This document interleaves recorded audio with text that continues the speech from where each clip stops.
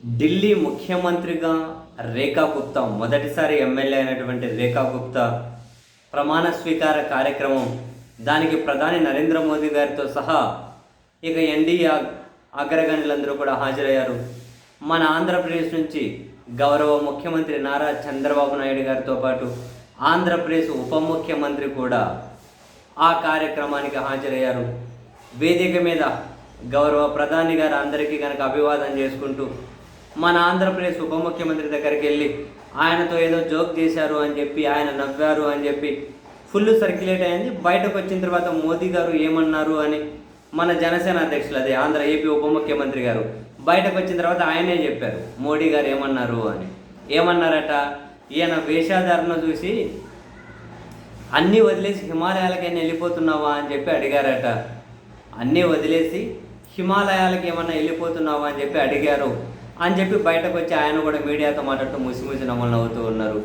చాలామంది మోదీ గారు ప్రత్యేకంగా మాట్లాడారు, నవ్వులు కురిపించారు, చలోక్తులు విసిరారు, ఇలా అంటున్నారు. కానీ నాకు నరేంద్ర మోడీ గారి నుండి ఈ మాట చాలా సటైరికల్గా ఎటకారంగా అన్నట్లే అనిపిస్తుంది. సీరియస్లీ చాలా ఎటకారం ప్రదర్శించినట్టున్నారు ఈయన మీద.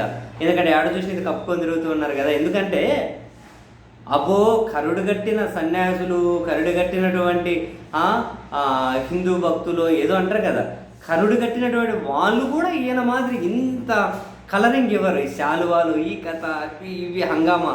ఈయనేదో పుట్టుకతోనో ఇంకా బాబా అయినట్లు, పుట్టుకతోనే ఆయన సన్యాసి అయినట్లు, అసలు పెళ్ళిళ్ళు పేరంటాలు ఏమీ లేనట్లు, పెళ్ళిళ్ళు పిల్లలు ఏమీ లేదు, మొత్తం ఈయన పుట్టుకతోనే ఇంకా అంతే సన్యాసంలో కలిసిపోయారు అన్నట్లు.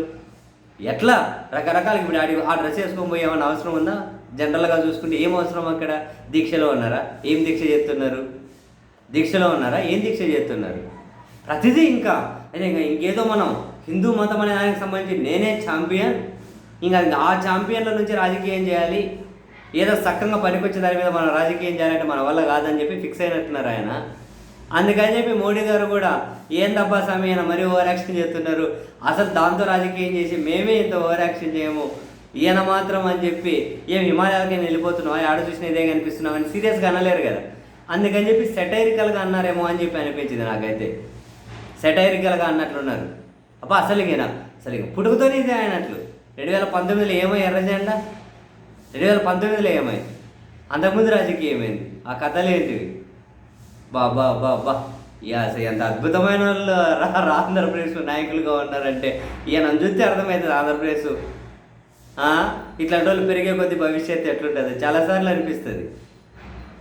పనికొచ్చే విషయాల మీద క్లారిటీలు ఉండవు, కానీ ఇంక వేషధారణల మీద మాత్రం అసలు అద్భుతమే స్వామి. నిజంగా మోడీ గారు సెటైరికల్గా ఎటకారమే ప్రదర్శించినట్టున్నారు, ఆయన మీద ఎటకారమే ప్రదర్శించినట్టున్నారు.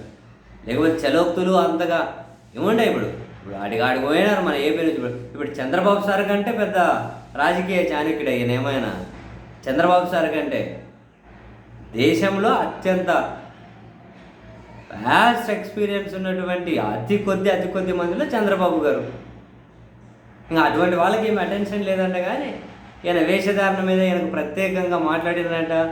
ఏదో ఆ బీజేపీ వాళ్ళు ఎదగాలని చెప్పి ఇట్లాంటి వాళ్ళని ఏదో వాడుకుంటున్నట్టున్నారు. ఉపయోగపడితే వాడుకుంటారు, ఉపయోగపడకపోతే తీసి పక్కన పెట్టేస్తారు.